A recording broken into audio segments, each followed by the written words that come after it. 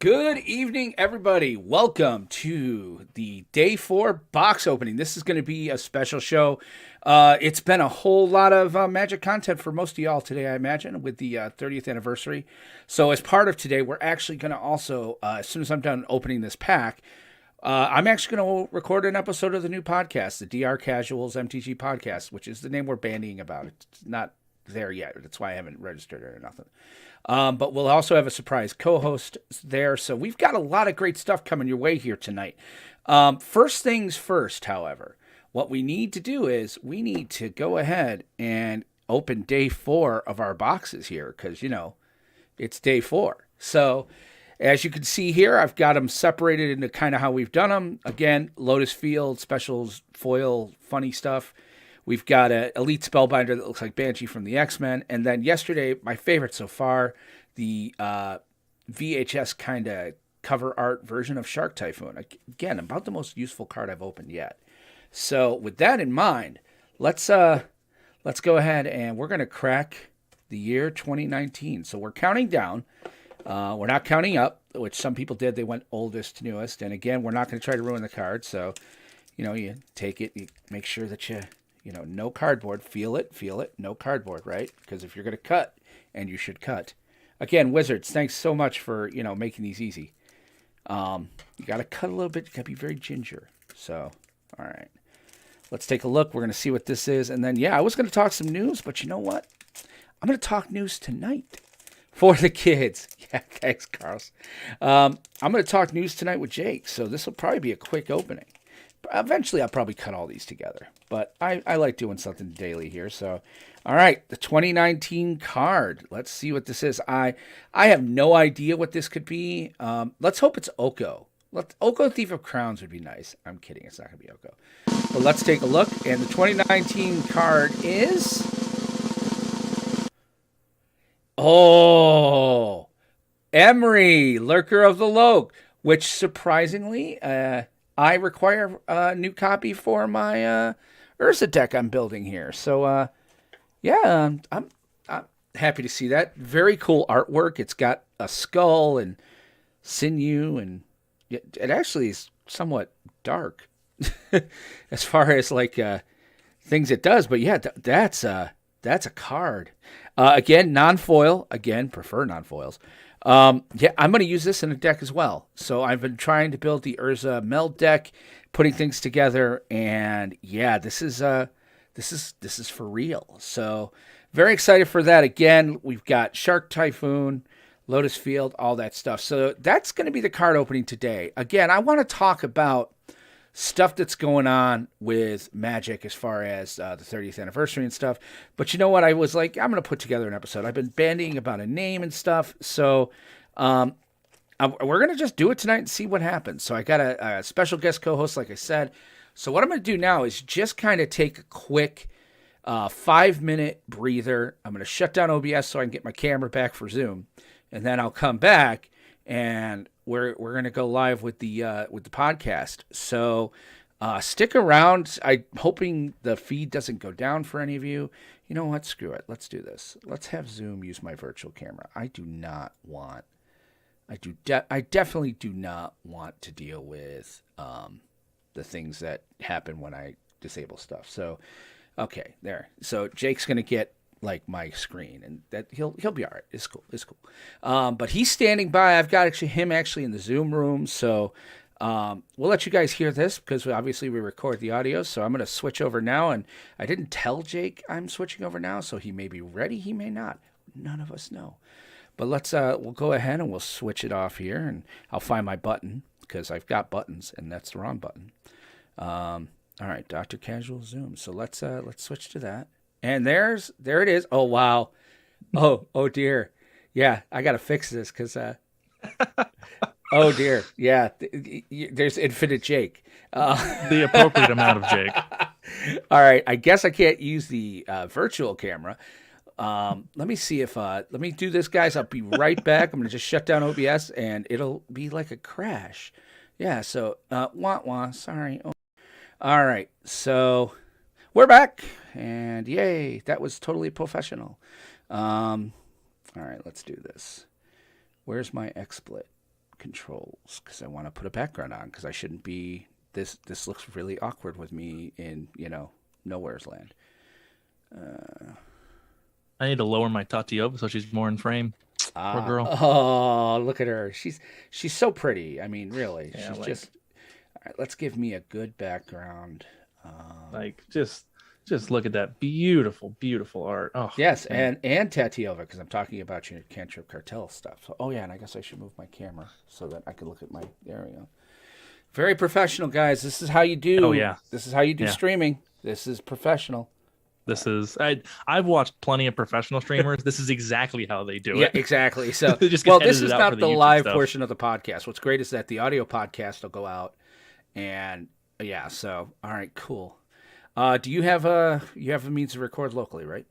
I am recording locally. I actually already am. All right, cool. And you've got the dock open, I think. I see your head. Yeah, sure. All right, cool. Oh, yeah, you got into the Zoom. All right.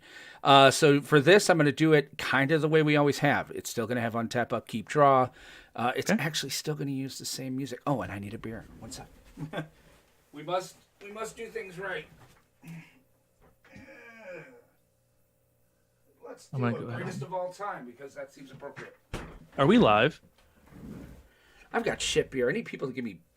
Yeah. Wife, if you're listening, yes, another Beverage Center gift card would be wonderful. She gave me one last year for Christmas. Are we live right now? Oh, we're live, but we're not recording. So That's okay.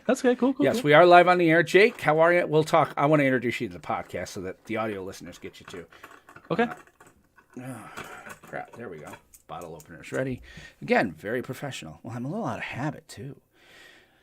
All right, let's see. And we're live. Yes. Hi, Kyle. How are you? All right. So put the docs over there. Got no sponsors anymore because I'm not a dick.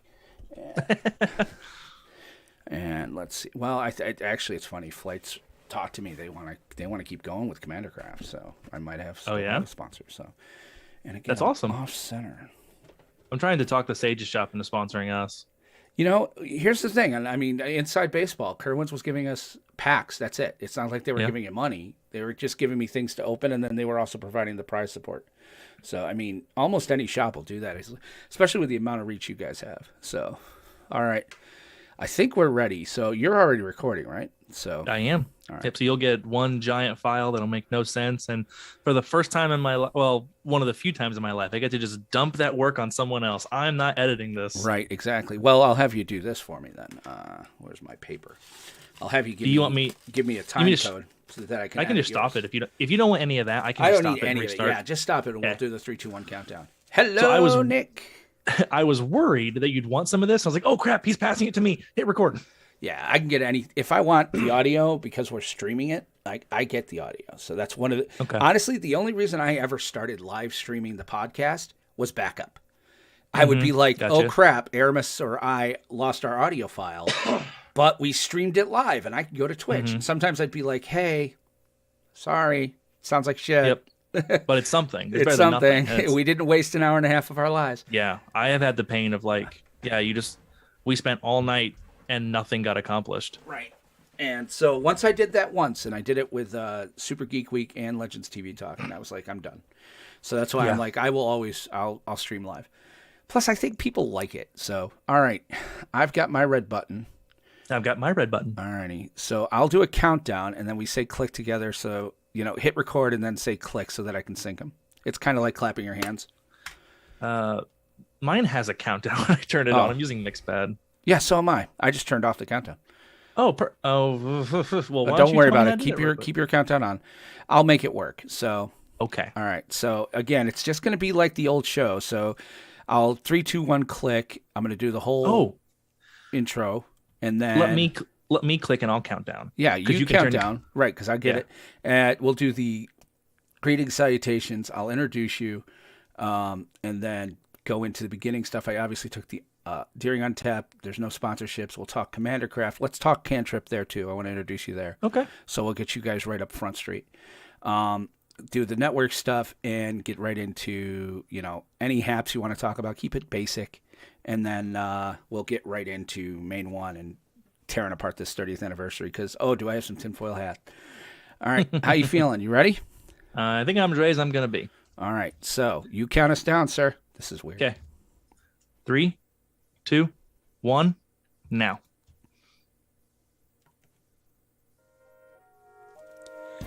Greetings, salutations, and welcome to the DR Casuals MTG podcast. I'm your host, Will, joined for the first time by my buddy from Cantrip Cartel, Jake. Jake, sir, how are you this evening? I'm doing very good. I was very pleasantly surprised to be invited on tonight. Hey, anytime, man. And eventually I'll put a name under you on the video there. Sorry about that one. Don't worry about it. All right. I need no introduction. All right, untap, upkeep, and draw. So let's get this thing going right now. Real quick, I want to remind you guys about Commander Craft. Commander Craft is our Wednesday show where we play listeners like you using webcams and 4-person Commander. It's a whole lot of fun. It's Wednesday nights right around 7 o'clock p.m. We've got, I think, 3 seats filled already. It's weird. I have 3 seats filled, including me, and then 2 guys like, I might be on standby, maybe, sort of. It's like, oh, that's great, guys. Thanks. It's only a broadcast. Anyway, we got that going. And also, I want to remind you guys about Jake's show. Jake, tell us about Cantrip Cartel. Cantrip Cartel is a Magic the Gathering podcast, similar to this one, but a little more spike-oriented. So every week we talk about Modern and Legacy, some older, more eternal formats, some more expensive formats, and some more competitive formats. And we get pretty deep into the weeds with, metagame share and deck decisions and card choices, and we get a lot more in depth on some of that stuff. Like Dr. Casual, he's definitely here to have a little more fun. We have fun too, but we're also going out to try and help people maybe bring down that RCQ or win their Friday Night Magic. Right. Well, and don't forget, it's not Dr. Casual, it's DR Casual, which stands for Dirty Rotten. And yes, that's true. Sorry. But I like it. That's why we did it. Yeah, you could just call me Doc. But yeah. Oh, and by the way, thank you, John. It is not Wednesday anymore. I'm looking at the docs from before. It's Tuesday nights, so it'll be tomorrow night. We're doing Commander Craft. Finally, I want to remind you guys that we are a part of the Geek to Geek Media Network. This is a network of geeky podcasts and other content dedicated to promoting positivity and inclusion, as well as just showcasing some really awesome, great stuff put out by a whole bunch of people across the country and around the world. They have a ton of great content, podcasts, articles, gaming reviews, anything you could imagine for geeky stuff, just kind of go over to geek2geekmedia.com. But we are still in Untap, and, some things have changed around here, but this never will. I'm going to untap, and I'm untapping a Samuel Adams greatest of all time, crisp and easy lager. So nothing too high powered because I'm, I don't want to get that bad on the show again because, there have been nights with the triple IPAs where at the end of the night, I'm pretty sure I was seeing vapor trails. But Jake, my friend, how the heck have you been? How was your Thanksgiving? It was very good. It was very good. I got to see all my family over the course of a few weeks. The new company I work for actually gives us 2 days for Thanksgiving. So I had a nice 4-day weekend baked in there. Oh, so you're off of the FedEx. Congratulations. Yes. I am officially an apprentice plumber here in Indiana. Does it come with the I'm sorry, it had to happen. Well, that's actually one of the prerequisites. That's why they hired me. Oh, jeepers. But no, I'm enjoying my new career. Today's actually my first day outside of class. We do a 3.5 month crash course on some of the basics. And then today I went out, not for the first time, but for the first time every day now with a plumber with my company and, just did plumbing calls all day long. Got to do some repipes, got to snake some drains. Got to do all kinds of fun stuff. I had a good day. It was a long day, and I definitely didn't smell the best when I got home, but it was a good day. I'm fighting the urge, man. Fighting the urge. Fighting that. There's a joke. There's another joke. I'm just going to go. So you were laying pipe all day. Got it. Good to go. I mean, only in the morning really was I laying pipe. I was cleaning pipe most of the day. Oh, these pipes are clean jokes. Oh, God, you're just setting me up, man. All right. Well, in any event, that's awesome. I had a decent weekend. We had the kids. It actually wasn't our kid weekend. So we had the kids Thursday and a little bit Friday. I saw my father-in-law in the nursing home, and then I shipped them off and kind of laid a little low this weekend. Actually, what am I kidding? My wife has fibro. And so I had to pretty much spend the entire weekend doing everything she wanted. We've got the 3 Christmas trees are up. They're not fully decorated, but they're up. And so I feel good. And then the lights and all that. So we're getting the holiday season ready. She's now like, well, when are you doing the outside lights? It's like, oh, geez. I'm never sorry, enough, honey. It was supposed to be my weekend too, but whatevs. So with that, I know I said last week, guys, that I was going to take some time off. We've had a lot of changes here. The Planestalkers podcast is, R.I.P. We'll miss you. Pour one out.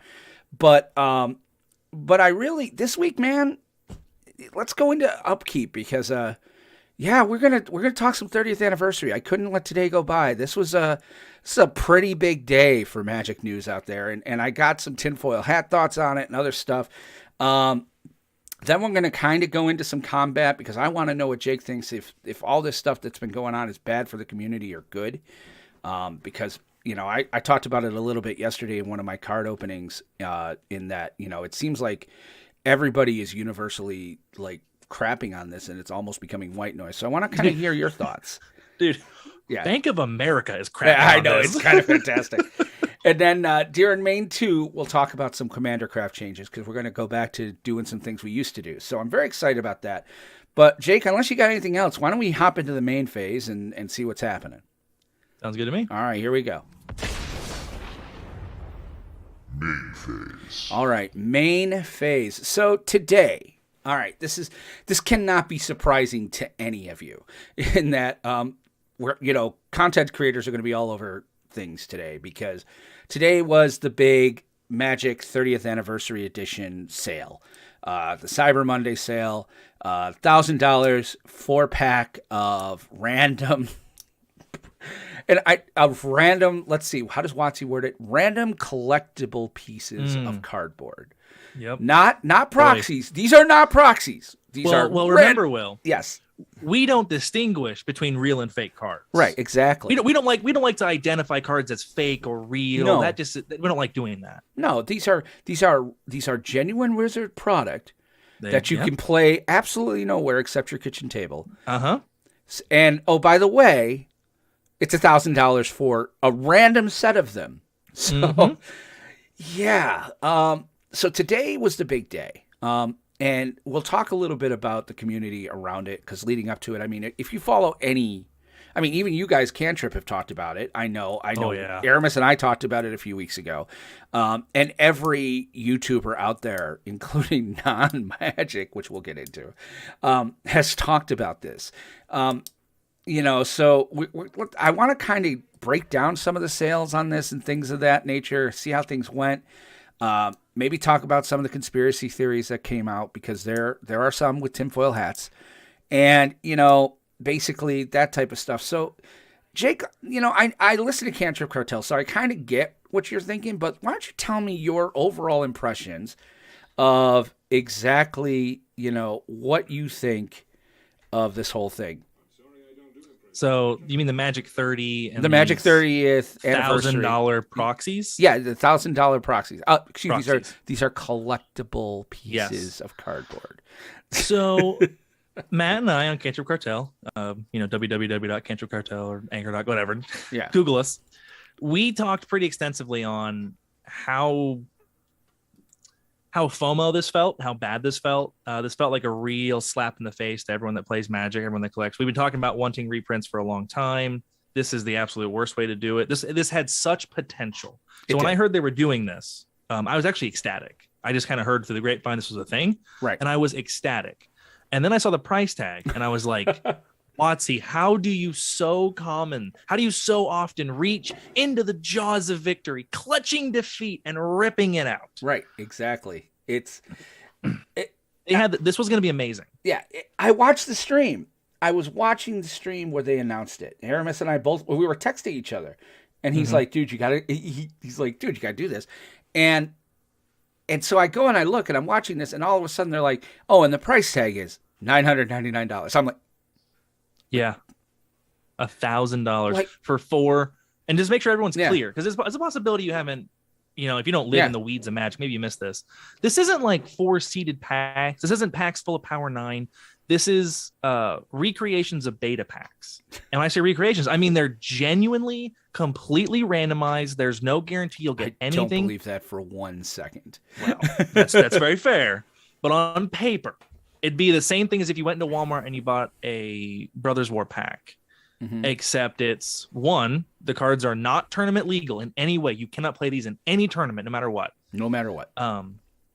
And they'll have some of them that are like old border shifted, new border shifted, some weird stuff there. Right. But they're basically beta packs, like the second set of Magic. And what they're and they're saying, okay, immediately, as if to kind of offset. I remember they were trying to say, like, what we're selling isn't the cards necessarily, but the experience of what it was to open a pack of beta. Now, I opened beta. I have played from 93, 94. I've opened these packs. I guarantee you that is not, if somehow Wizards magically dropped a collector's, a set on me, first of all, they'd have to magically, because if they asked me, much like other YouTubers, I'm hoping I'd have enough strength to be like, no, thank you. But if they somehow got my address and magically shipped me one of these, and I can guarantee you my opening it would not feel like it did when I was playing beta. Because when I was opening beta, I was like, what the hell is all of this? Like, I didn't know what the hell a Power 9 was. Yeah, I didn't know. It didn't exist. None of it existed. The rarities weren't even really known back then. It's boggling to me that they can sit there and say something like that. And it's so obviously like a 7-year-old's fingers in their ear, like just saying, hey, this is what it's supposed to be like. So it's like they knew. I have to feeling somebody, I got to imagine Mark Rosewater was like, they are not going to react well to this. Some marketing department at WotC had this slapped onto their desk 6 months ago, and they went, excuse me, you want us to positively spin what? I'm sure somebody went to their boss and said, this is supposed to be 100, right? Like, yeah. You guys added a 0. And he's like, somebody had to call upstairs and be like, hey, it's Bob. It says 1,000. This is a mistake, right? There's no way it's $1,000. No way it's $1,000. Well, Bob, you're getting a free pack. Oh, it could be 1,000 then. That's great. Thanks. Oh, yeah, it's fine. I get 2 boxes? Oh, all right. And I got a friend who's a lawyer at WotC, and I'm really been thinking about reaching out to them just to be like, okay. And obviously, they're not going to be able to tell me anything. I know. But I just kind of want to be like, how do you feel about this? Yeah. Because I can't.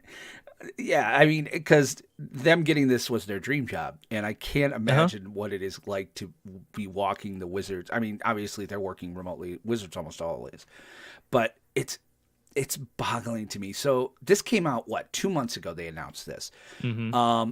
and in the past 2 months, we've all kind of memed on it and joked on it, and we meaning content creators. Since it came out, I mean, we were Aramis and I, or I should stop saying that, but the Planestalkers podcast was on hiatus at this point. So we didn't get a chance. So we got to talk about it during episode 151. But yeah, it's not a feel good. It's not a good look. But we're at the sale day now. So we lead up to this. Okay. And the more we get closer, it's almost like the crazier things get. Are you aware of like what was going on with other streamers? So I've heard one of the stories where I know they bought at least one, and maybe it's others. I get out of the loop sometimes. But yeah, they basically paid, I think it was a Yu-Gi-Oh streamer, and they tried to open pay one of these packs. And I guess the Yu-Gi-Oh streamer, it did not go well. No, I didn't watch it, but it did. Apparently, it was infamous for going poorly.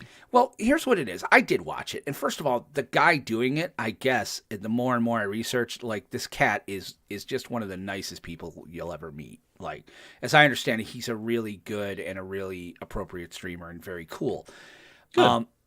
That being said, this poor guy like had no idea what he was dealing with. He even said, he's like, I haven't touched Magic really since like the mid 90s, and I was playing, I think, blah blah blah, and he's like, so it's kind of cool that I might be able to open a Black Lotus or all that. He didn't know that they weren't tournament legal. He didn't know.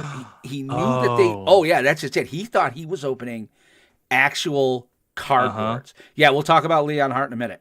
He thought he was getting actual. So if you and he pulled the stream down because. But what happened is that members of the community started hipping him in, and some people were dicks, obviously, because it's Magic and we can be dicks. But a lot of other people, too, were like, hey, this is actually a really bad look, and I don't know that you want to tie yourself to this. And he admits it. He's like, listen, I was out of town.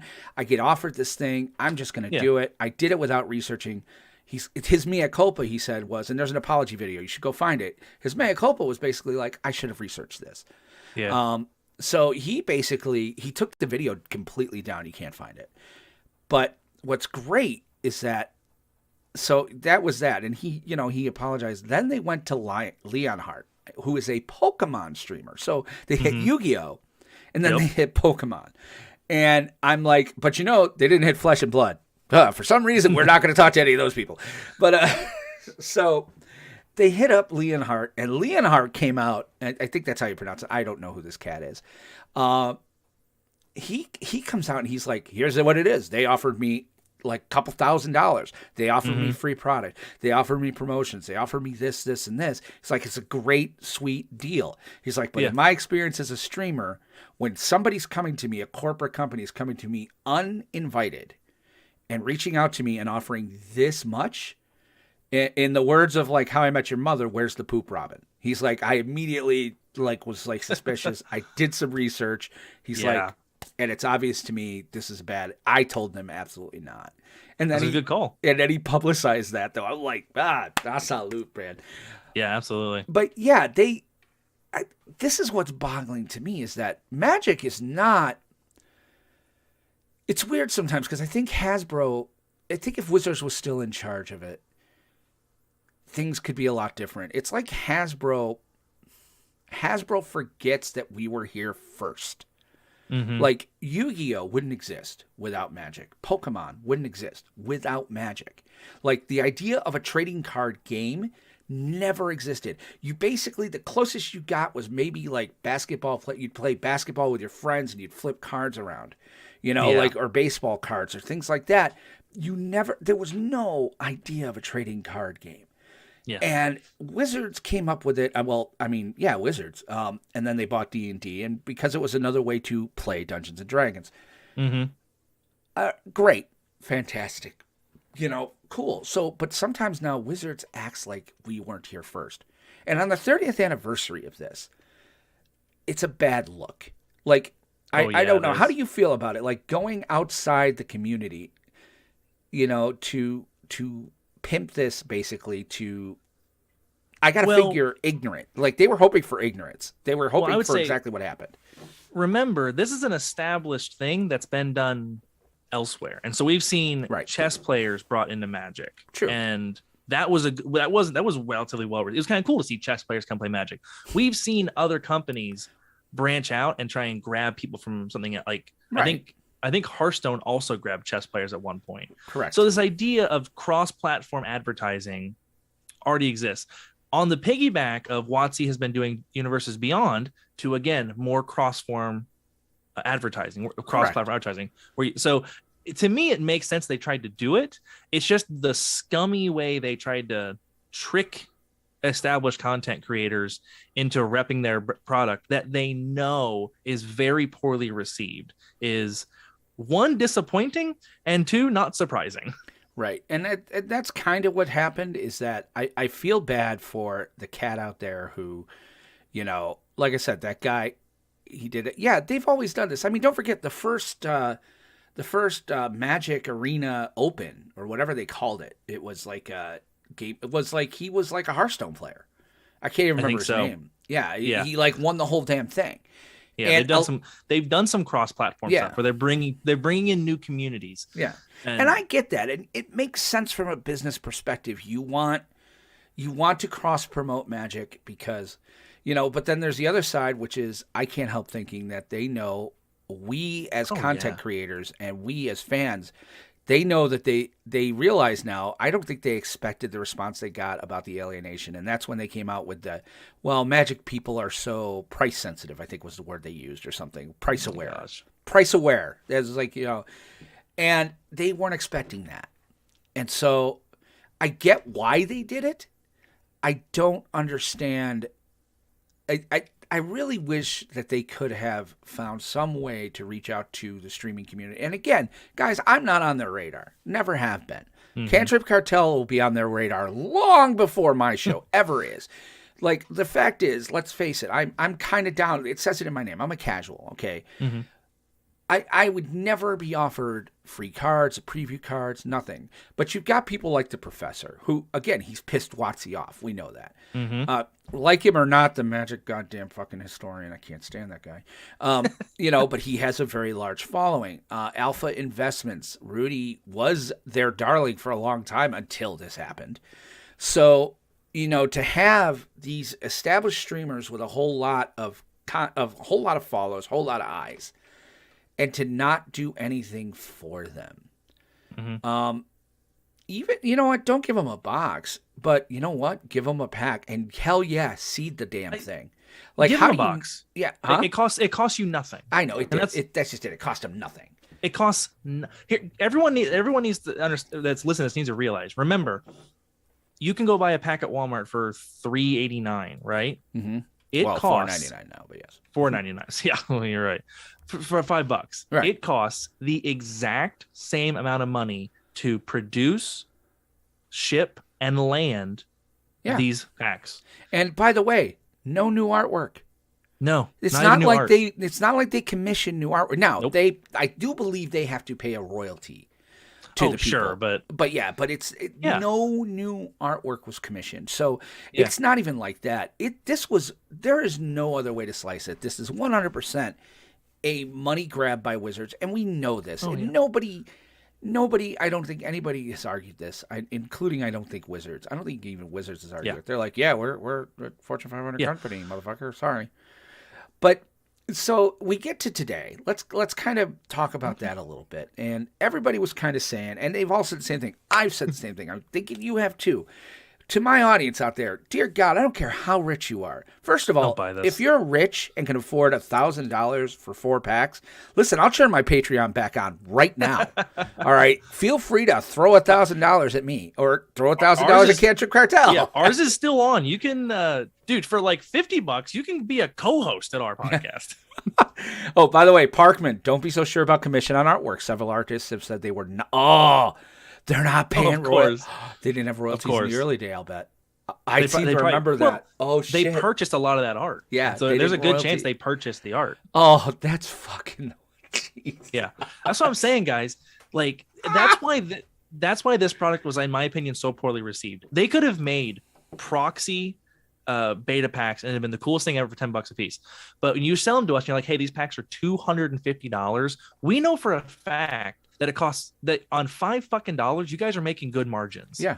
This doesn't cost a penny more to create. This is just FOMO, and it's bad FOMO. Yeah. The good FOMO was the Universes Beyond, the Walking Dead, and the Transformers, and that FOMO was like, this stuff might not ever get printed. They got my money. Yeah. Sorry, I got 3 out of 4. They're real cards that can see play. They're probably a little overpriced, but not terribly. These are none Warhammer of those things. Yeah. Yeah, Warhammer. And you're not wrong. And I said this, I think, during a previous cast, is that legit, here's how they should have done it. This should have been a product like Jumpstart 2020, which is, you know what, for the next year, we're going to print these cards. They will be in every LGS. They will be in every big box store. It is the 30th anniversary. They will be $10 a pack. Okay, but you could open a Power 9. You could open this. And by the way, we are going to keep it starting January 1 of 2023 till 12/31. And you put it, and I worked in retail. You could have it to where they pull these off the shelf on December 31st. And if they had done that, if they have gone that route, but Parkman, they have all of the artwork. They have all of the, they could have easily done this. And Jumpstart 2020, they hit the problem with COVID. They could have easily kept this going for the entire year. And how fucking cool would that have been? Yeah, it'd been slam dunk. It'd have been one of the coolest things Wizards has ever done.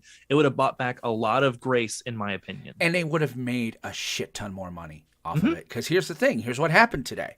So the sale goes live at noon Eastern. So 9 a.m. Pacific. Sale goes live. People are watching it. I follow 2 or 3 YouTube videos. They were live streaming. And, by the way, they all discovered that, you know what we're going to do? We're going to queue up. We're going to have these in our carts. And we're going to wait the entire 30 minutes so that it has to bounce out. Like, some people were like, which is why, and we'll get to the tinfoil hat thing. This was going over more than one stream today about what they were doing with this. It was also talked about in Reddit. So, according to Wizards, they sold out in 30 minutes. 36 minutes from start to finish.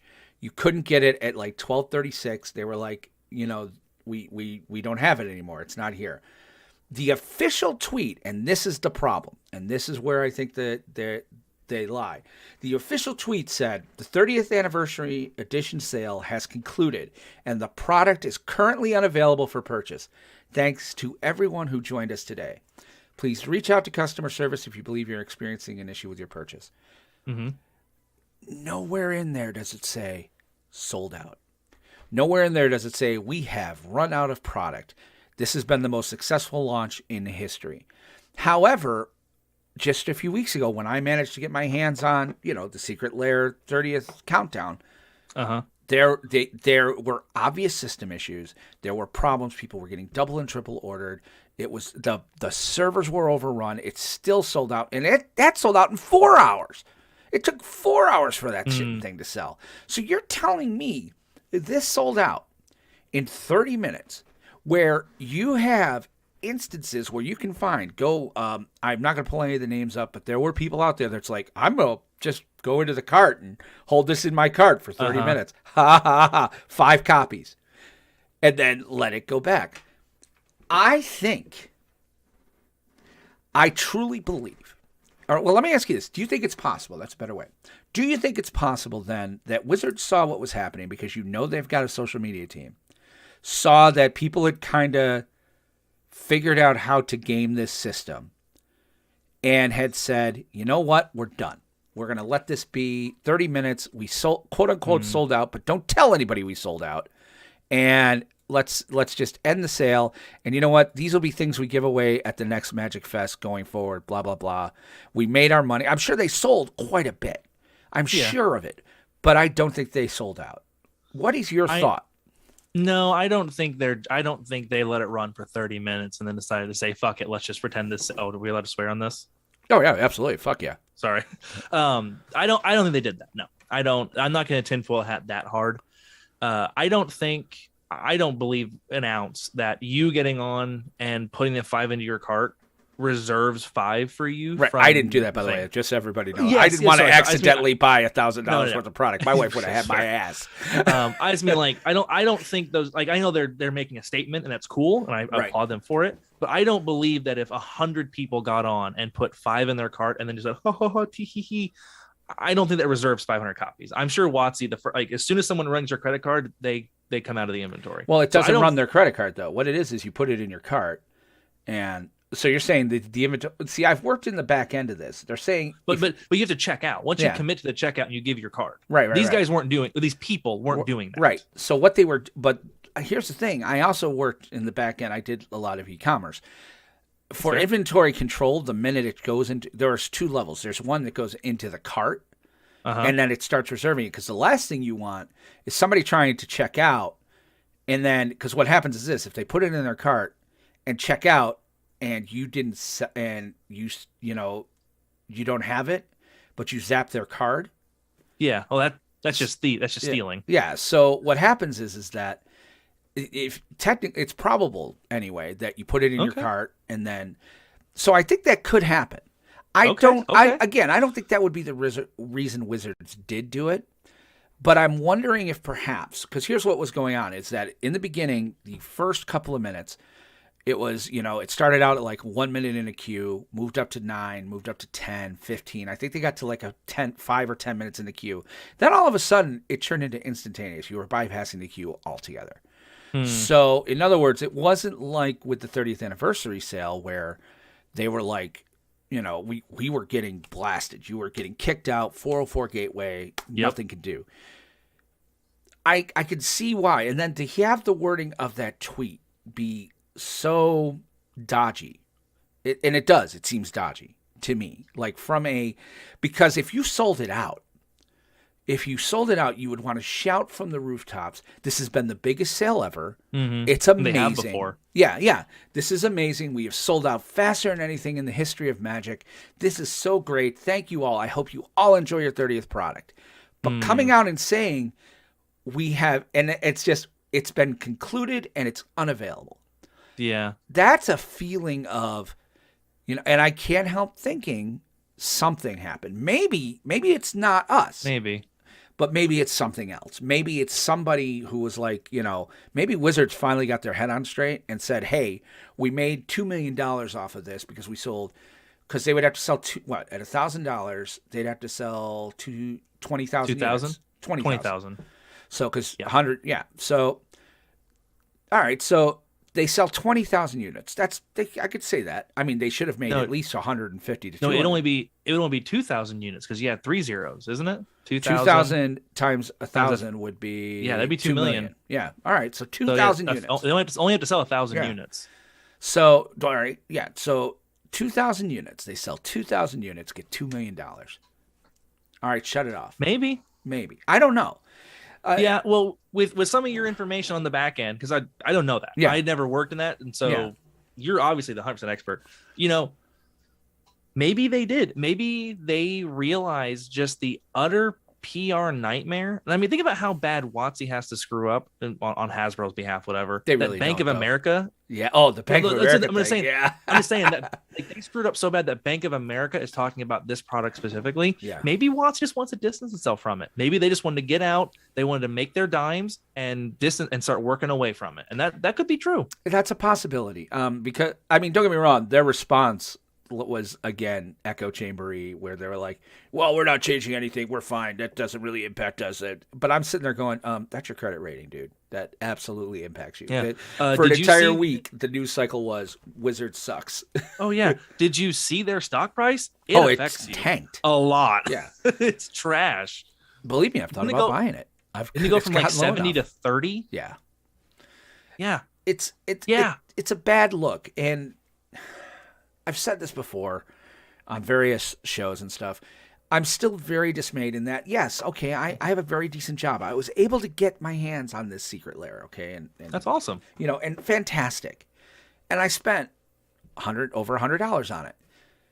But you know what? There are people out there who don't have my level of disposable income. I certainly did not absolutely. have $1,000. Dude, you're talking to one of them. Yeah, can afford one of I those certainly didn't have enough to go to Magic 30 in Las Vegas, which again, they were like, this is things. Oh, the we can whole talk about thing. that. Yeah, the whole thing about Magic 30 this year that's so different from 25. Because 25, they had the 25th anniversary Masters. hmm And no, it wasn't a great set. It was a little all over the place, but there were some decent cards, and it was fun to open those packs. I enjoyed it. And it was for everybody.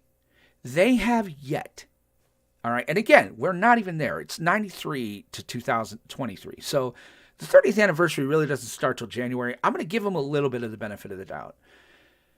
But they haven't really done anything for the 30th anniversary for the non-whale casual.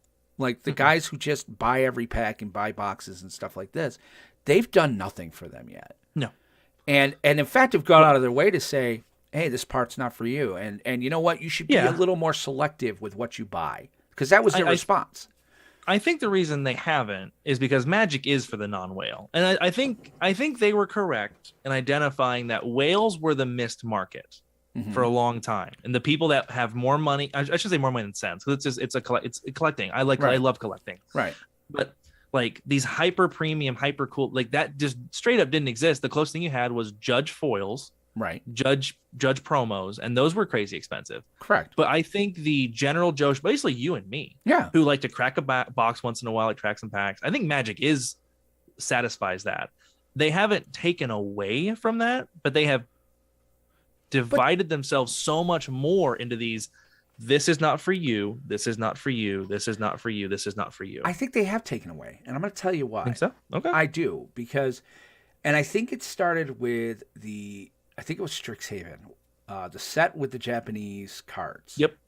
The Mystical Archives. Yeah, Mystical Archive Japanese cards, where you could only get them in collector collectors. boosters. And then even now, Aramis and I opened a collector booster box on air. And I got 24 or 12 Transformer cards. I also got some from set boosters. They are in there, and I'll give WotC credit for that. However, the Shattered Glasses weren't. And I really feel very strongly that they're also alienating the casual because, you said it too, FOMO. But also, like, some of these cards are the Universes Beyond Transformers. I mean, they're good cards, and you want to play them. But if I have to go to TCG Player and pay $200 for Optimus Prime Hero or whatever he is, that's alienating the casual. Yeah, I will agree with you. I don't mind WotC printing as many premium versions of whatever card that exists. That's awesome. I love when they take the Gitrog monster Me too. And they make 6 hyper premium, hyper rare. If you got $1,000, you can buy the super cool one. But Gitrog monster still exists for $5. Emery, like, I love these cards. Example. I'm going to use these cards. I'm going to use these cards. But locking powerful cards behind the paywall of collector booster packs or just insane prices on TCG. Secret Lair or Secret Lairs. Yeah. You're right. That does really detract from the feel of Magic and like what it is to be a non-whale Magic player, because I'm stuck spending insane amounts of money to have these cards that are you're wrong to not play them. Right. I mean, it would be like if the only way to get Rhystic Study, if they put Rhystic Study on the reserve list, and everybody wants to play it in a blue deck. You know, like, yeah, it's the problem I have with WotC. It's a problem. I think it's a systemic problem that we're seeing. But yeah, I mean, I definitely think I don't think today was a good day. A lot of people are upset in that they didn't want this to go well, and there are some like Magic Historian came out today, and he's like, he missed it. He missed the idea that perhaps this is, that we're being wagged by the dog a little bit because a good reference. Because the fact is, I do think that tinfoil hat or not, I think WotC was up to some sort of shenanigans. I think they always were going to be, because the response to this set. And again, I think what they did was, I think a Hail Mary pass was thrown to Yu-Gi-Oh! And if you look at it through this lens of like, you went to Yu-Gi-Oh! And Pokemon. Now imagine if those streams took off. Yeah. Okay, and everything was positive. Mm-hmm. Okay, now we've gone and brought these people in who haven't played Magic. And yeah, okay, we've alienated our base, but they'll still play. Yeah. We're fine. We've grabbed these other people, but then what happens is, so close to the launch of this, you've got, Leon Hart coming out, and you've got, and I can't remember the streamer's name. I talked about him the other day. Coming out. Is it fair to say that it could not have gone worse from a PR standpoint? Absolutely not. It's it's very fair to say. It's not even fair to say. I do believe it is a well-known, hard-boiled fact. This could not have gone worse for Wizards. This is a bad look. Just this whole production, this 30th anniversary proxies, this whole thing could not have gone worse. Several products have failed from a community perspective, where the community rails against it. Right. But the product is still successful. None of those quote unquote The Walking Dead community failures, they don't even compare to how hard this failed. I'll sit there and say The Walking Dead cards. Okay, when that was first announced, there were a lot of people pissed. You guys were one of them. Yes, we were. I bought it. I know other people that remember. Have. Yeah. I remember the road I was on while I was delivering in my truck when I heard you guys talking about it, and then being like, but we bought them. And I was like, God darn it, Planeswalkers. Yeah. Because it's FOMO. It's a real FOMO. For me, it wasn't that. I was also a fan of The Walking Dead. But, I did. That's a good reason to buy it, though. I bought them. Okay. But again, even I said, these shouldn't be here, mechanically unique cards. No, I agreed with the thing, but I still bought them. This was 100 what everybody wanted to see, and this is what I'm hoping. Okay, because the good side, I want to leave us with a good side. I don't want to be slam.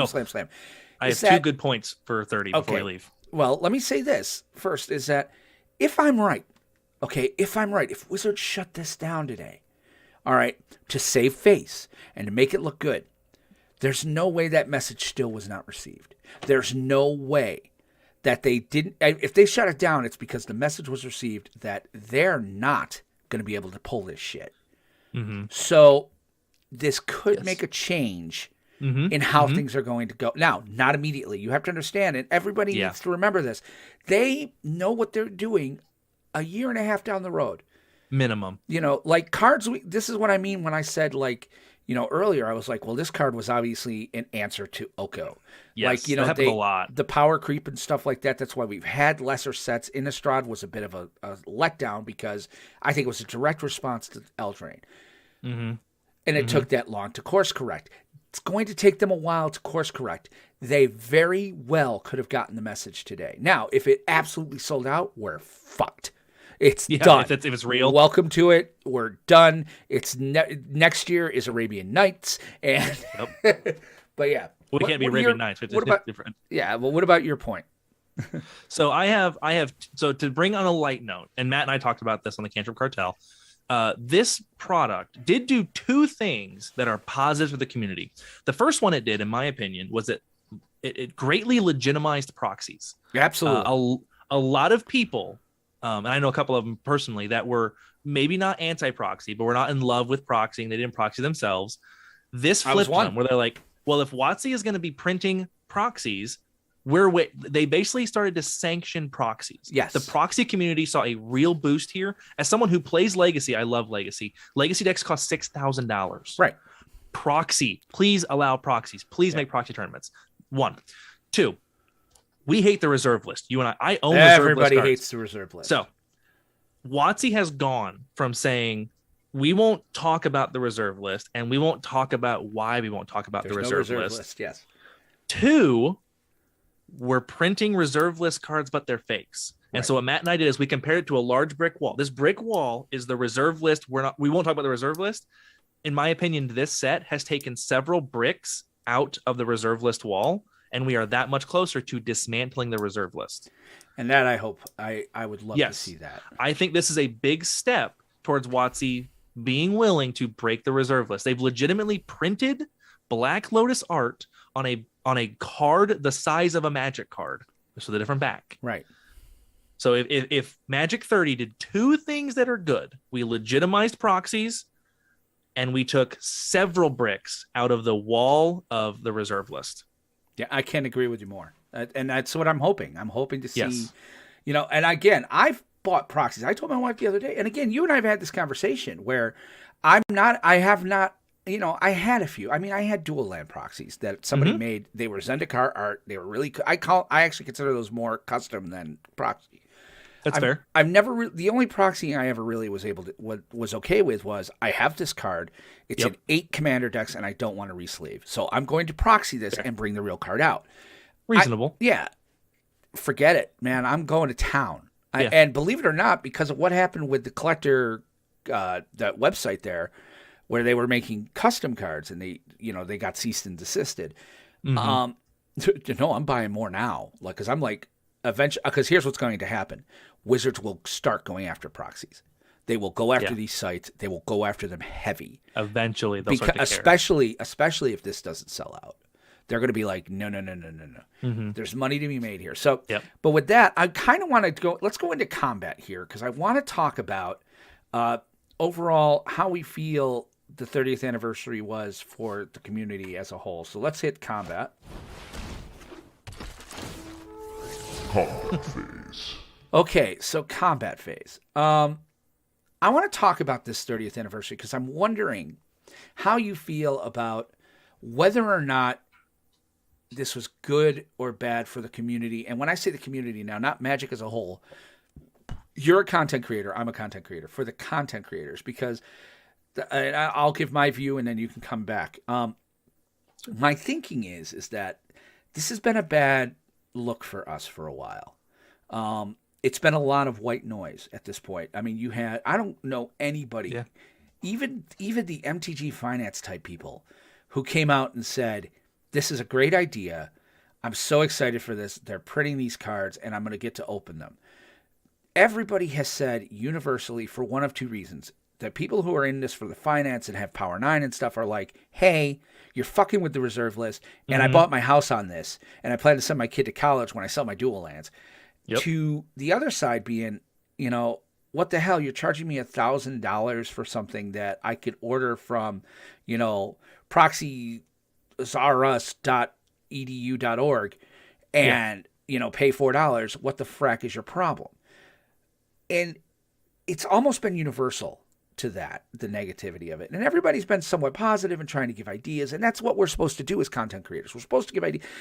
The news is the news. I'm the product here. You're the product on Cantrip Cartel. Absolutely. You come to this show to hear what we're saying. But I'm kind of wondering now, has this been a bad look for the community? And I'm not so sure it hasn't. I think, especially over the last weekend, I've saw literal, and again, it's a slower news cycle too. We're getting toward the end of the year, and it's hard to kind of, rotations kind of happened. It's things kind of wind down.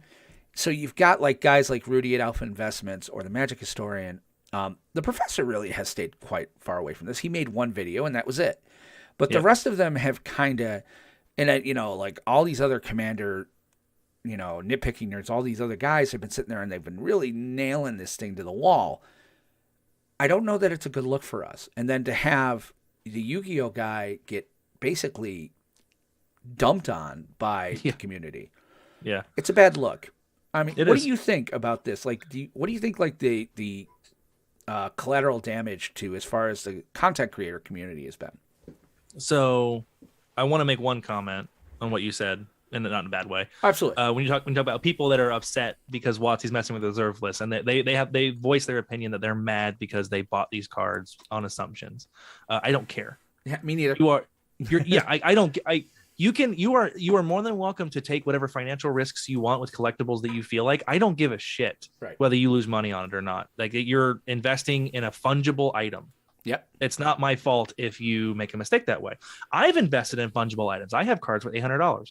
Don't get mad at me because they're changing it. No, WotC talks about so often this minority, because I'm a legacy player. You're the minority. No one cares about you. Well, these people that are stocking money in reserve list cards are such the minority compared to people like me that want to play them. So I don't care about that.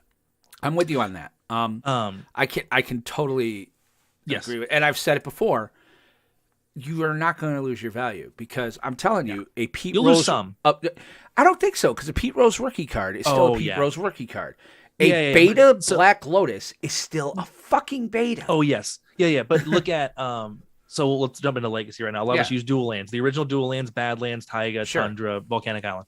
The revised edition, which is white border, are ugly as hell. Yes, they are. They're faded. They're gross. They're ugly. If they reprint those cards with any kind of decent art or just black border, those cards are still valuable, and they're still way more valuable than a new one. Right. They lose value 100%, and that's just what that's going to be. Okay. The only reason an ugly, gross Volcanic Island is worth $650 is because they haven't made it since 1994. Right.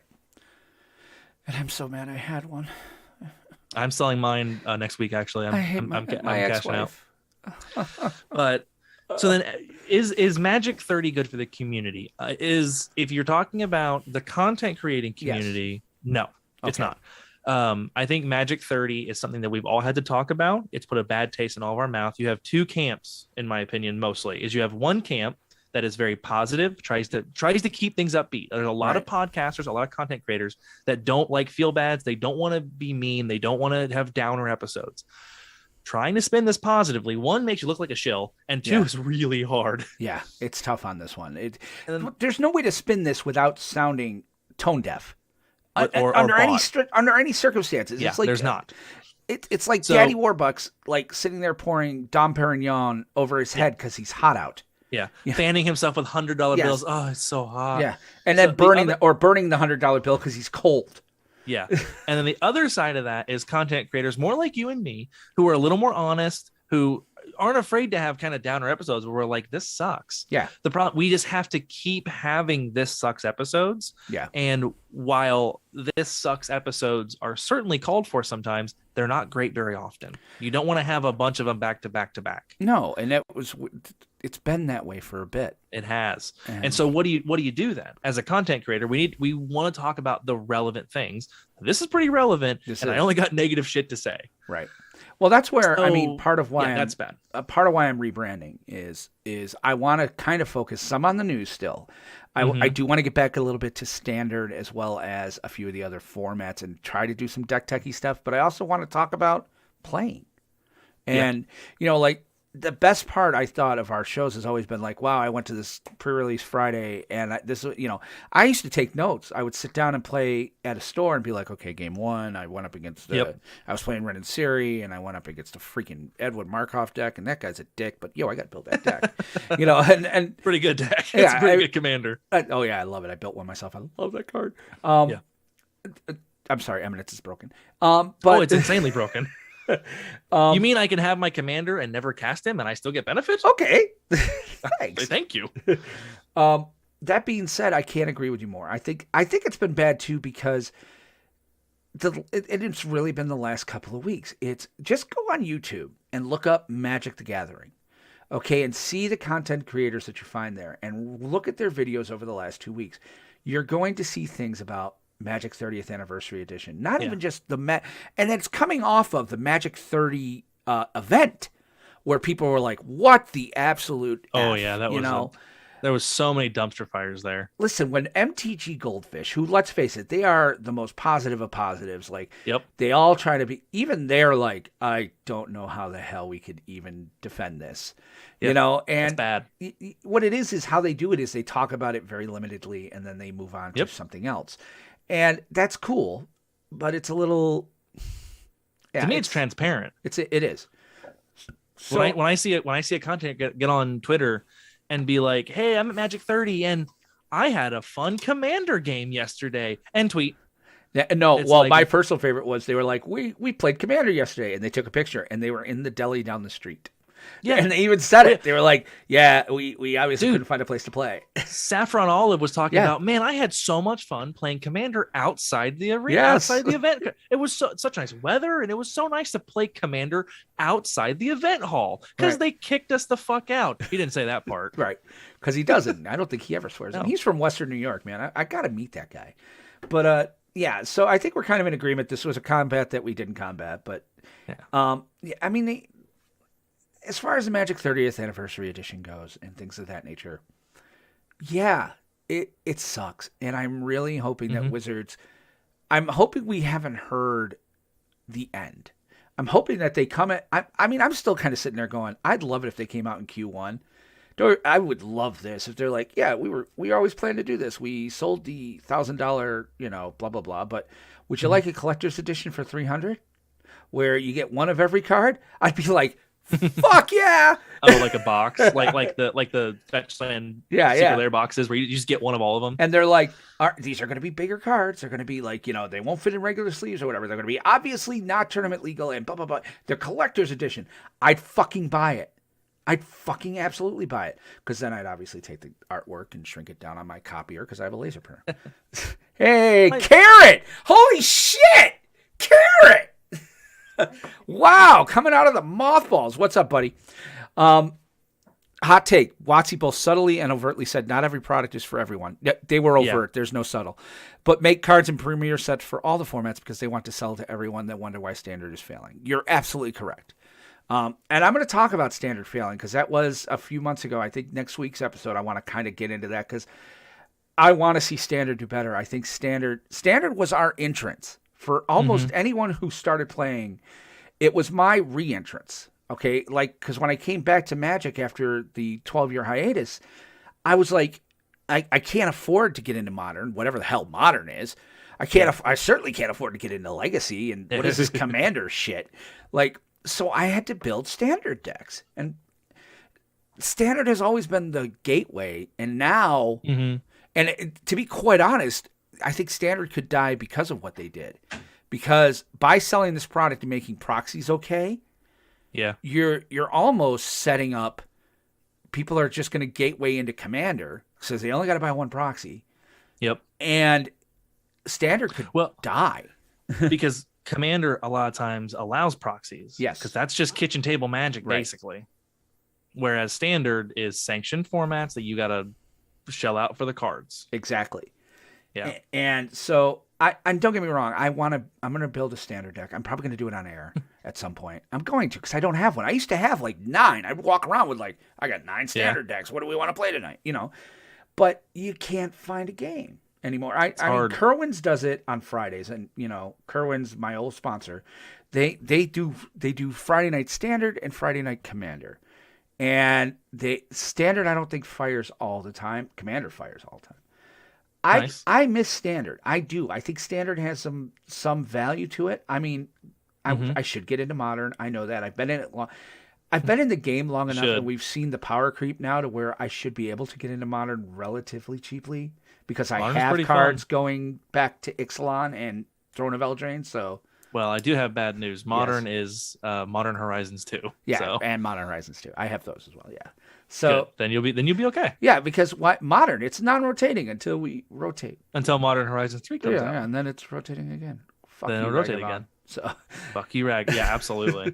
All right, well, let's get out all the Evoke Elementals and well, let's get out of combat. I want to go to main 2, talk about Commander Craft, and then we'll back out of here because we're actually we're right at it. This is cool. Yep, that's it. Matt and I, we put out an hour and a half without trying every week. I'm gonna get you onto that 2-hour podcast, baby. That ain't happening. I still believe, because most people drive 30 minutes to work. I want to be in your car 30 minutes on the way to work, 30 minutes home. That's where's Aramis at? Oh, Carrot, hop back in the Discord. Long story. Yeah. But yes. Anyway, let's go ahead and. He's in a nice farm upstate. No, he's doing fine, and I got nothing but love for him. No, Aramis is awesome. Yeah, but Aramis decided to leave the show, so I wish him well. I don't know what he's going to do. I don't know if he's going to put something out or not, but all the best. Let's talk about Commander Craft because I'm very excited for this. Commander Craft is we're going to put some changes back. I'm going to bring some things back that we've tried that didn't work before, and I'm not going to say why they didn't work, but the reasons they didn't work are no longer here. And so I kind of want to do a few changes. So Commander Craft is still going to be on Tuesdays right now, starting at 7. So I need one more for tomorrow, probably at least. I have 2 standbys I might hop in. I want to go back to the winner's deck hanging episode to episode. So if you win the deck and you win 3 times with the deck, we're going to go to Nemesis. So we're making some changes there. I'm redoing the Nemesis dice to be all 10 positive because I really went looking through the arch enemy cards and I'm like, oh, these are wickedly overpowered. No wonder Nemesis never wins. I'm like, and I don't want to go that far. I certainly don't want to be like, you can only cast, the non-Nemesis can only cast one spell a turn. That's fucked up. But That's rough. Yeah, but I'm going to make it so that all 10 are positive. So there's not going to be a negative. When I originally did it, I didn't necessarily understand it. So I did like 5 positive, 1 neutral, and then 3 negative. So we're gonna do that first of all. So Nemesis and all that's coming back, but then I want to bring back the league. We tried this in 2020 and 2021. The league the seasons were, I do believe, the standard rotation. I haven't figured out how we're gonna time it yet, but I want to make it to where there is a league play where we're going to keep score between rounds, and also keep score for things other than winning, losing, et cetera, et cetera. So, if you've played in a commander league inside your LGS, it's kind of similar. I went looking for some rules and I'm not totally done with that yet. So I don't know what all of the rules are going to be, but I kind of put some up the other day in our Commander Craft channel on the Discord, something like, I'm putting in 5 generosity points in that every game I want the 3 players and myself to give at least points to at least 2 different players, 1 point apiece. So you have 5 to give away for things like, that was a good play. Yeah, you lost, you got mana screwed, here, have 3 points. Just something to kind of bring some positive, cool stuff to that. That's happening. But I also want to do things like +2 points if at turn 3, Table of Griefs player was mana screwed. +1 for a commander kill, +1 for casting a commander from the command zone. +1 for protecting another player who is going to be eliminated when you had no reason to do so. Like, there have been times where I'm like, would you like me to play my fog? I can play my fog. You're going to survive if I play my fog. I want to give a point for that. A 1 for Avenger if a player is eliminated and then you go and kill the guy who killed him. I think you should get a point for that. Stuff like that. But I'm also going to be like, -1 for taking more than 3 turns in a row. -3 if you take 10. Should be 2. I guess. Maybe -2. I was like, -2 for opportunistic scooping. If you're scooping because it appears you want to help someone else lose or make a target out of somebody else, this could be called out by me during the stream, and it can be done after stream in Discord as well. So if I'm like, you quit so that, Jake would take the hit. Yeah. That's kind of shitty. And of course, -1 for turn 1 Soul Ring, Mana Crypt, Mana Vault, or any Signet. So I think if this is open for debate, oh, absolutely, that's why it's out there. My opinion in my opinion, and this is how we've always played ours. You may only concede at sorcery speed. That was a rule we had, and we abided by it. You do not get to concede at instant speed because there's never any reason to do that. I agree wholeheartedly. Other than an emergency, in which case we can break rules for emergencies. And would. 2, it's the king make. Yeah. So if I would change that, I would just make that like if you. I still think you should take a hit for it. I think you should be allowed. I mean, I think you should get banned. Yeah. Well, I wouldn't do that. Because people are still learning and we're casual. Like I want people to learn how to do it. Like that's just it. Some of the people we've played with on Commander Craft really haven't played in an LGS and haven't been. That's fair. So it's kind of like an opportunity to kind of breed good stuff. And I also did -5 for saltiness on camera because I'm done with that shit. And I'm not calling anybody out, but there have been occasions on this show. Even I occasionally have been a little salted. Yeah, but it happens. But -5 for saltiness on camera, and because I'm done with that. Like that cannot happen if we're doing a broadcast. I think you should punish way more heavily for opportunistic. I mean, opportunistic scooping is exactly that's incredibly salty in my opinion. Like I agree. In my opinion, if we're playing and you're like, well, I scoop just so that Aramis loses, right? Because you have to swing at somebody, you're goated. Because that's how it usually comes up. All right, I'm going to scoop before your attack because you're goated. Yeah. Another one would be like if you're attacking and if you get damage triggers, I'm going to scoop before damage so you don't get any triggers. That's that's salty. I've done that though. What I've done with that is I've said that's fine. You're still taking the damage. Like you're still I think sorcery speed. You're right. I'm gonna make that a rule too. Yeah. That's a rule we had. You may concede at sorcery speed, and it's pretty hard to screw someone over by conceding at sorcery speed. Meaning, but it doesn't have to be your anytime you can cast a sorcery. It just means the That's stack is exactly empty. what I mean. No, that's exactly what I mean. You don't get to concede until your turn. I don't want to go that far because there are some times where people are like, I want to get the next game going. I want to allow for that where they're like, I'm obviously dead on board. What that means is then we look around the table and we've done this where it's like, hey guys, Aramis has walked away with this, or Will has walked away with this, or Jake has walked away with this. Are we good scooping? And that's fine. Yeah. That's different. Well, but this I want the game to end sooner and this isn't fun. I quit. Yeah. I've been there. Even I've done it before where I'm like, I'm done. Because sometimes I'm like, if you look at the board and you're like, I can't, possibly play because you've got, I don't know, say you've got Teferi Time Raveler out and I'm playing a Cascade deck. Yep. You've literally shut my deck off. It's like, all right, I guess I got to scoop. So, but I still have to kill you. You have the number of times I've been playing it because I used to play a lot of Commander on MTGO, which is the worst place to play Commander ever. It really is. I do wish we had a chat room in Arena though. The number of times that the fundamentals of the game get shifted so much. Even though person C only has 5 lands in play on turn 10, but they're all untapped. And counterspell costs 2, and I have to play around that. Or I have to deal 40 and 40, and I can only do 60. Right. I can't kill them both. Right. People don't bluff as much as they should in Commander. So if you're out of the game, bluff. I got a Braid. I got counterspell. Yeah. I got Path to Exile. I've done that before. I've been like, Yeah, bluff. Or I'll be like, I'll have Nevinril's Disc. I mean, just put my finger on it and be like, it affects the math so much when someone's trying to win, and you may not be helping yourself, but you might be helping Will. Right. So I mean, it's definitely something to talk about. I'm open to it because opportunistic scooping's a pain in the ass. It is, and I've decided not to reward just winning. We used to be like 5 points for the winner, 4 for second. No. Oh yeah. 1 point for each player you outlive. So each player who survives the first kill gets 1 point. And then the 2 that survive the second, they get another point. Mm-hmm. And then obviously the guy who wins, he gets the 3rd point. He gets 3. So but say you have some sort of kill the board effect, or you're going to do 100 damage to people. You're going to do 100 damage to everybody. And it's done. And I'll be like, it's done. It's at the end of the turn. So if you've killed everybody, the winner's only going to get the 3 points. None of you get 1.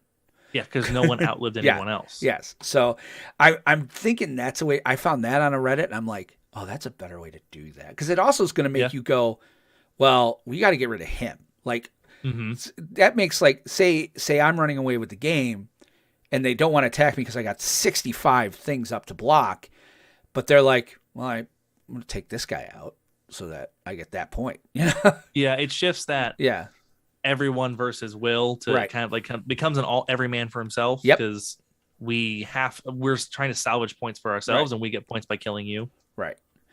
I'm really thinking that's what I wanted. So that's kind of where I'm going with Commander Craft, and it's not set in stone yet, obviously. I've put it in our Discord, which we'll talk about here at End Step. In our Discord, there's a Commander Craft channel. Now, I've added people into Commander Craft that have played before. Jake, I think you're on it.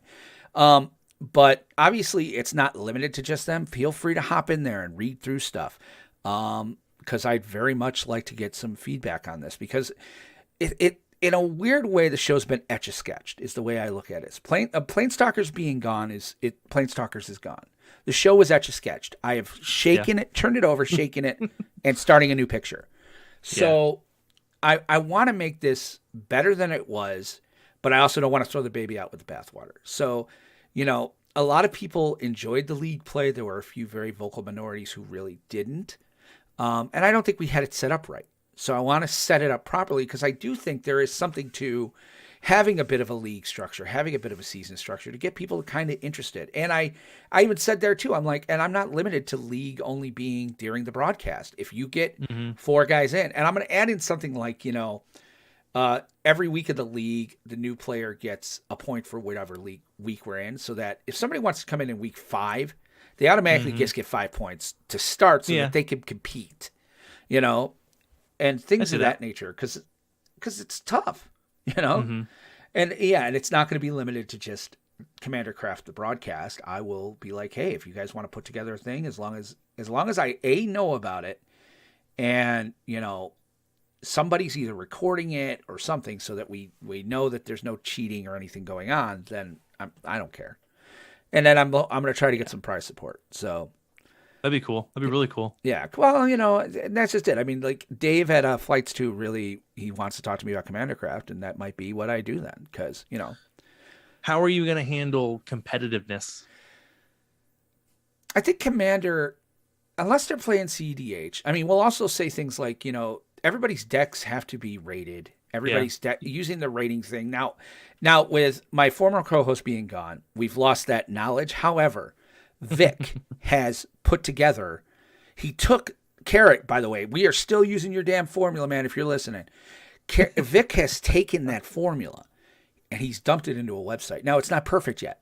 So the Aramis would run stuff and all that. We were kind of fine-tuning it. I may throw the fine-tuning out and be like, this is it. Yeah. I'm waiting to give, Vic has asked for permission not to release it yet. He's like, there's still some coding I want to do on it. So he's like, I don't care if you use it. So we'll still do deck ratings. Put your deck list into Moxfield, put it in the channel. I'll run it. I'll run it through that program and give you guys what it says. Yeah.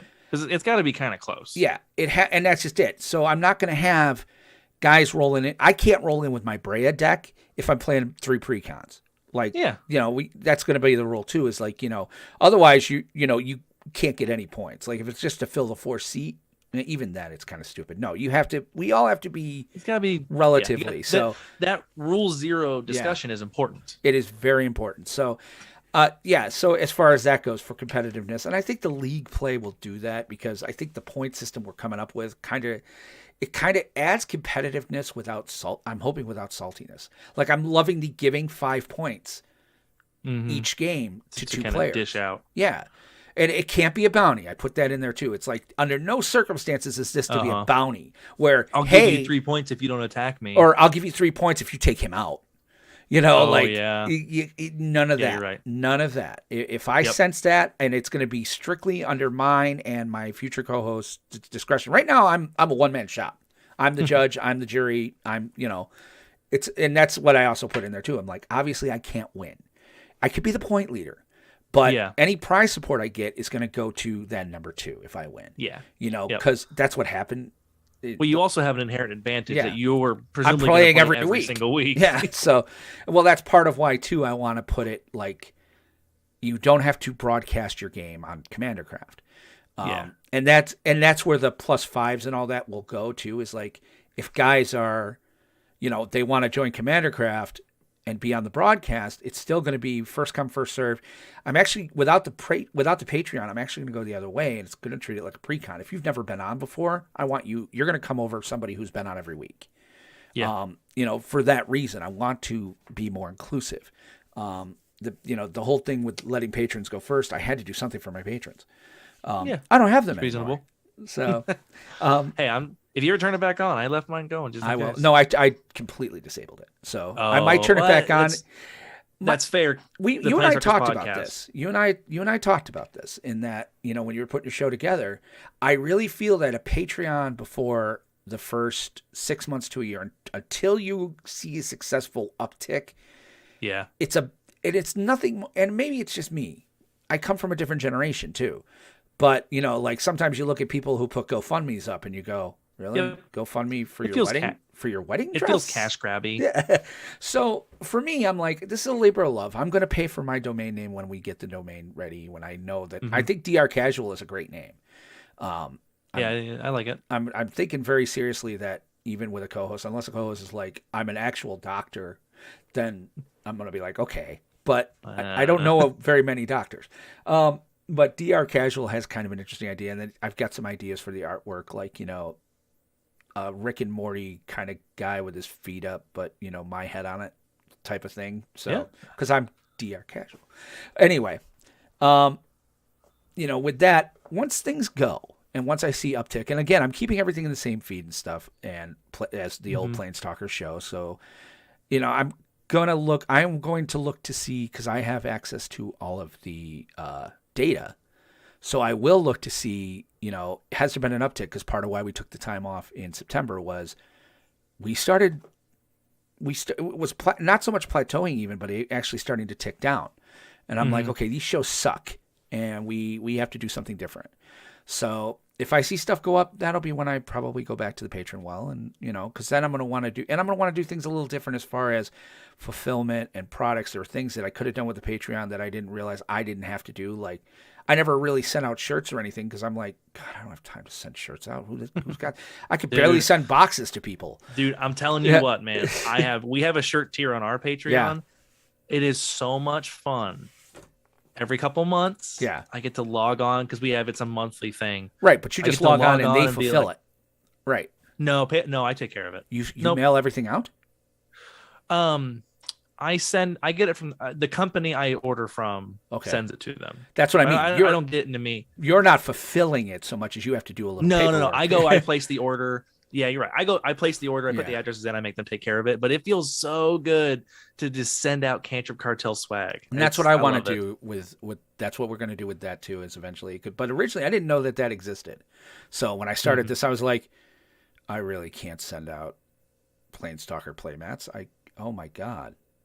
Yeah. Who's got time? I mean, I made somebody wait like a collector booster box. I think I made Kyle wait like 3 months on it. I was like, I got to go to the post office, and then I go to work. And grown-ups. And then I go to work, and I'm like, shit, I left my thing sitting on the desk, and then it sat in the car for 6 months. So I was like, well, 6 weeks, whatever. So I felt bad. So that's when I changed it to, okay, patrons get first stab at Commander Craft. Well, it's a little different now. So, guys, let me know what you think about that. But I think we've kind of covered everything we got for this week. I don't know about you, man. You got anything else? No. All right.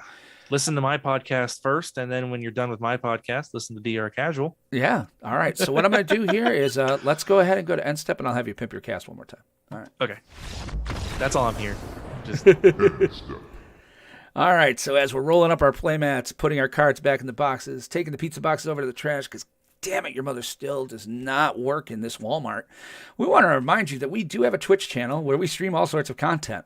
Look up the Benson MTG channel on Twitch. I had to go through and change this today.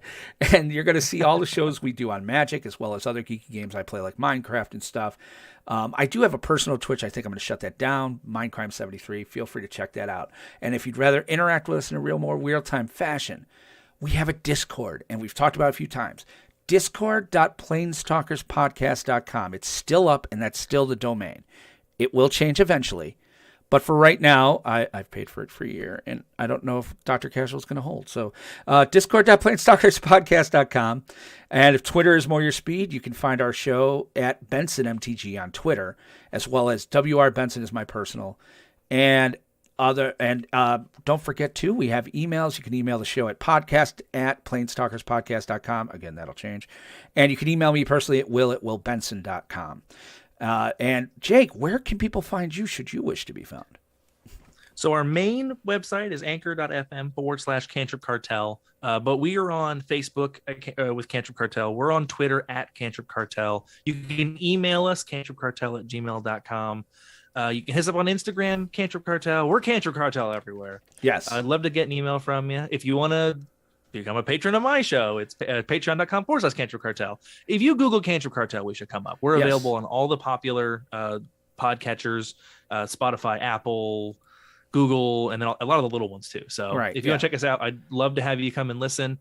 The only thing I ever say to everybody is if a lot of people want to start at the beginning, don't worry about listening to episode 1 or 2. It's pretty bad. It gets a lot better. Bad. It just you. Oh, it sounds bad. It was a little rough. It was a little rough. Yeah. we learned a lot in those early. I thought long and hard before I sent you that email after the second. I think it was the second one I sent you. I was like, okay, listen, I love you. I got nothing but love for you, but you need to do better. Yeah, the sound quality is a bit rough. I'm having issues. Yep. And we probably put $1,000 in our sound setup. I mean, but you guys that's where you're lucky to be able to do it local. Like I have a board and stuff. Yes. If I got a local co-host, I'd feel great about that, but I'm not gonna. So I'm always gonna end up doing it this way. Now I'm still gonna hook that local board up and get a real vocal mic because But I mean, my Stream Deck goes USB anyway, and that's kind of the soundboard. Unless I'm gonna spend the money on a real button pusher thingy. But No, I think you have a great setup. yeah, I'm loving it. I'm having such a blast, and I really want to thank you guys. And on that note, I want to thank you guys for coming along for Dr. Casual, MTG Podcast, or DR Casual. I will be back. Yeah, I did it myself. I'll probably be back next week. You never know, man. We're going to see how this thing goes. I really appreciate Jake for coming in and sitting down with us this week. Again, Cantrip Cartel, anchor.fm/Cantrip Cartel. And, if you listen to any of the old shows, I might have talked about them a few 100,000 times. But I hope to be back next week. Every day, by the way, I'm going to be doing a video of the Secret Lair 30th anniversary. I've opened 5. We're going to be opening all 31 a day. So check us out on any of the places you find us. But for Jake, this is Will saying again, thank you for listening. Thank you for being a part of stuff. Thank you for following me. And remember to keep some of your mana untapped because you never know when you'll need it. Take care and have a great week. Bye now. And stop. Yay. Good podcast, Will. Good show. Good show. Oh, thank you. That felt good. So, and we're still on the air, by the way. But, huh? I do like making content. Yeah, it's. And again, Aramis, if you're watching, don't take this personal. I fucking miss this. I did not want to give. I did not want to give up the podcast. I was like, it's a lot of work, but it's fun. Well, I think for me, I was always more the podcast. Commander Craft feeds the podcast, and so the podcast is the primary for me. But I think, yeah, and that's all good. This is Ep 1. I'm calling it Dr. Casual Episode 1. So I'll make a new. I'm gonna have to find a way to archive everything in the PT, and I'm gonna have to start. I'm gonna rebrand DR Casual. I think this is a thing. So. Say that into the music. I can't change Twitch yet anyway. I have to wait 30 days. I have to wait 60 days. So I got time. Yeah, you got time. Yeah, I'm not gonna register the domain. I probably should register the domain. Domains are cheap.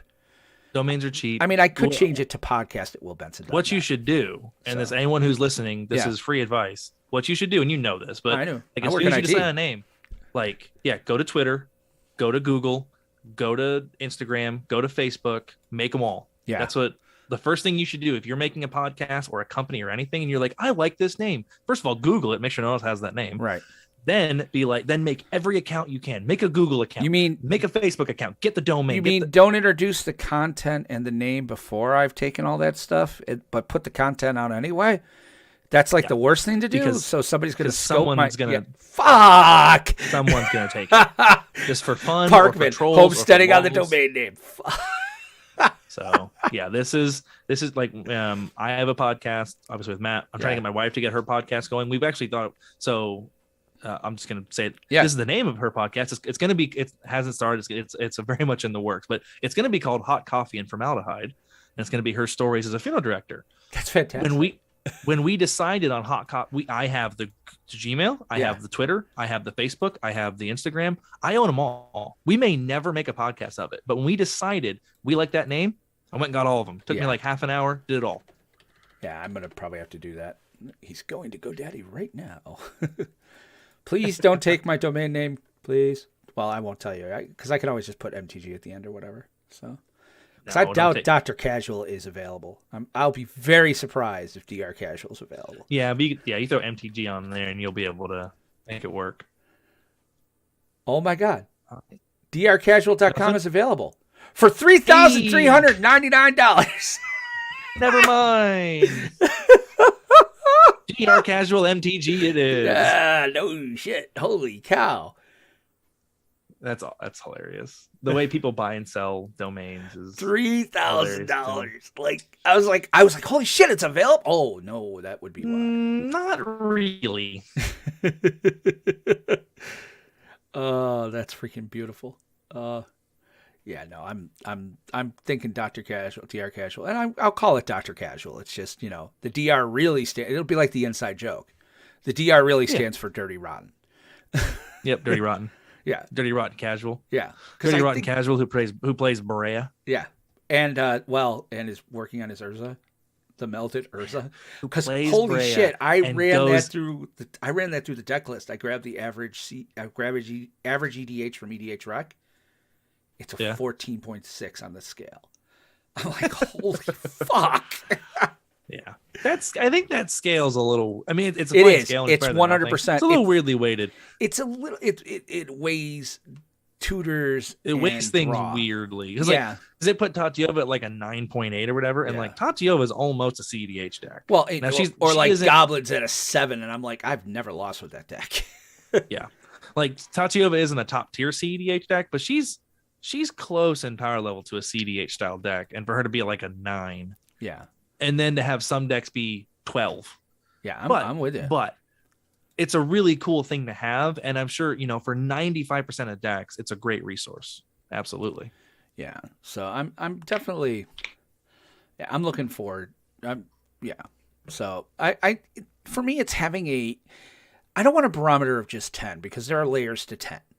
Like that's fair. Like I like the fact it kind of goes up, and according to my decks, I have a whole. Now, if I put it through the tapped out or whatever it is, well, theirs comes at 6s or 7s, but there's a difference between Ur-Dragon 7, and then it says my Ur-Dragon 7 would also be as powerful as like my Angel deck or my Elf deck. Ur-Dragon will fucking fuck you up. Yeah. So it's hard. It's definitely hard. And that's just it. I wanted it for me. There's going to be no perfect system. It's all about having a consistent barometer of some sort. Yeah, just have something we can compare. Yeah. And that makes sense because it's very hard to be like, well, I think it's a 6. Well, that's just it. Because guys will walk in and say 6 or 7, and I would walk in with Brea saying 6 or 7, and somebody and then turn 4, I'm going off, and you never got to play again. So. Oh, I remember I was at the card shop a few months ago and we were playing Commander, and we were just having casual. And it was a dude I'd met once or twice, but he sat down and he was like, it was that parlay Commander, that parlay elf or whatever, right? And he was like, oh, I think it's like a 6 or a 7, whatever. And then like on turn 2, we killed his Commander, and then on turn 3, he still comboed off and won, or turn 4, like he won on like turn 3 or 4 through interaction. And I was like, that's fine.